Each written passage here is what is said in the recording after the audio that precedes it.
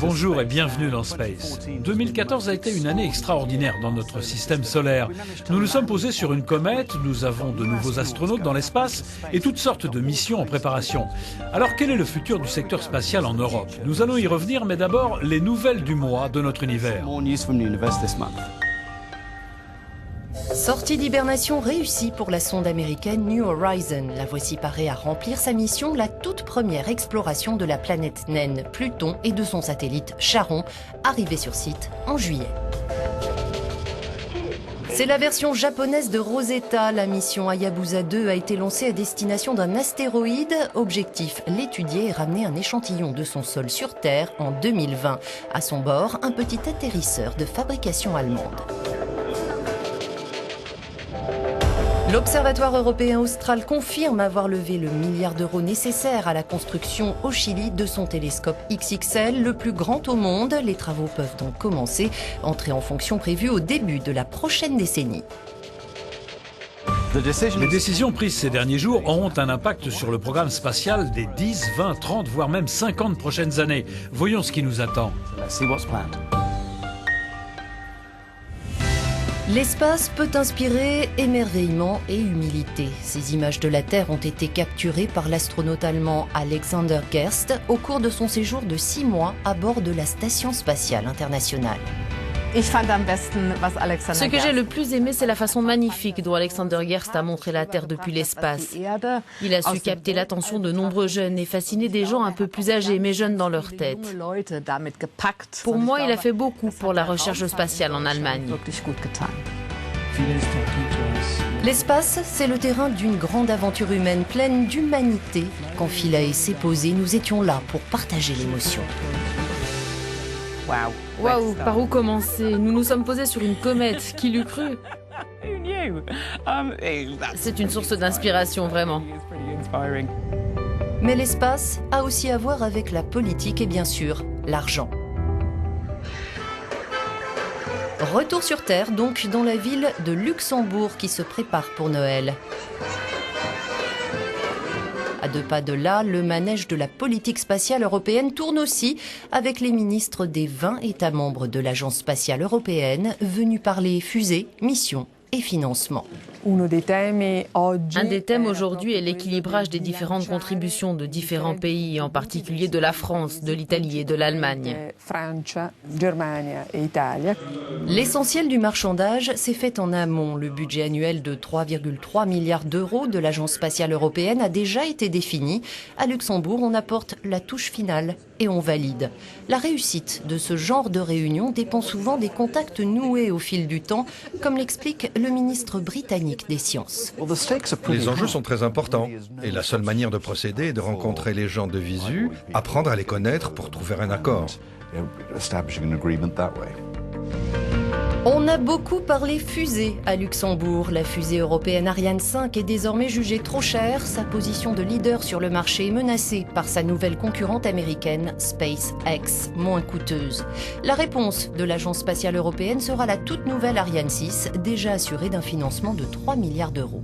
La première grande bonne nouvelle européenne, c'est d'avoir décidé de lancer ensemble Ariane 6, dont le premier vol devrait intervenir en 2020. Une nouvelle fusée, un lanceur compétitif, modulaire, qui n'aura plus besoin de fonds publics pour son aide à l'exploitation.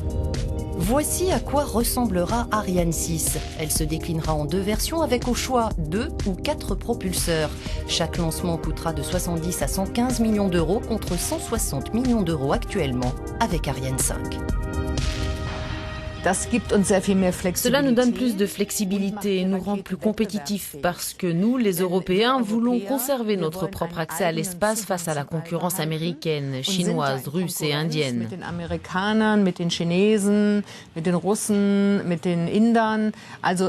y a un large spectre de concurrents, mais nous voulons rester dans la course et notamment construire un bon lanceur qui puisse transporter des satellites dans l'espace.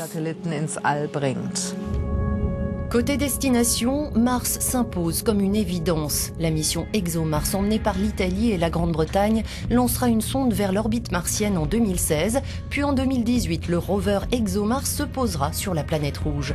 Les ministres ont validé les 160 millions d'euros nécessaires au projet. Ce qui rend ExoMars unique, c'est qu'il pourra creuser et chercher des signes historiques de vie sur Mars. On ne l'a jamais fait avant. Chaque fois qu'on est sur une de ces missions, c'est quelque chose de nouveau dans le sillage de Rosetta. C'est ce qui est enivrant dans ces missions scientifiques. Vous ne savez pas ce que vous allez trouver. Dans un certain sens, c'est le prolongement logique de Philae sur la comète. Nous pensons qu'il est très intéressant d'aller voir ce qui se trouve sous la surface de Mars, parce que l'analyse qui a été faite à la surface montre qu'il n'y a pas de vie sur Mars. Et d'un côté, c'est évident, puisque les radiations et les rayons cosmiques ont certainement détruit toute forme de vie sur des millions d'années. Mais de l'autre côté, il est possible que quelque chose ait survécu en profondeur. L'avenir de la présence de l'homme dans l'espace est moins clair. L'an prochain, l'Europe enverra 2 astronautes sur l'ISS qui, faute de soutien, risquent le démantèlement d'ici 2030. En attendant, elle reste un bon outil de recherche. Pour nous, l'ISS est l'infrastructure de recherche parfaite en orbite terrestre basse. Nous en avons besoin pour l'étude de la physiologie humaine, en biologie, ainsi qu'en sciences des matériaux. Et maintenant aussi pour observer la Terre et pour la recherche fondamentale sur l'antimatière, par exemple, et toutes ces questions.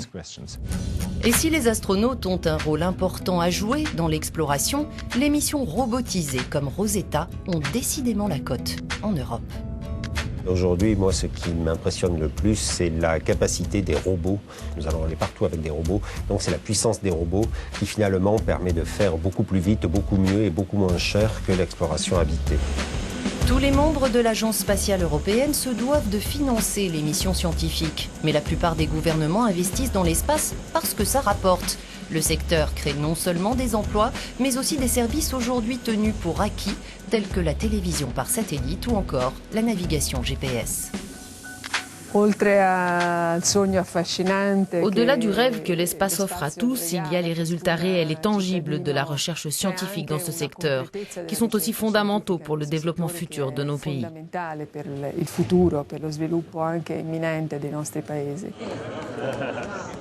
C'est bon pour l'économie, mais c'est bon aussi pour le sentiment d'appartenance, tout simplement. Les terriens se mobilisent. Et je trouve que dans la période, avoir des projets qui créent finalement de la solidarité, de la coopération, de la fraternité, ça élève le débat. Les décisions sur le financement et la gestion du secteur spatial en Europe sont prises sur la base d'arguments purement économiques. Mais les résultats, une fois en orbite, n'en sont pas moins agréables à contempler.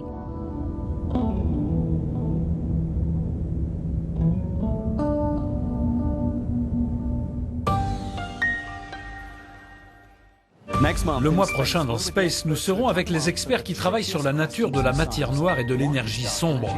On en parle en janvier. We'll see you then.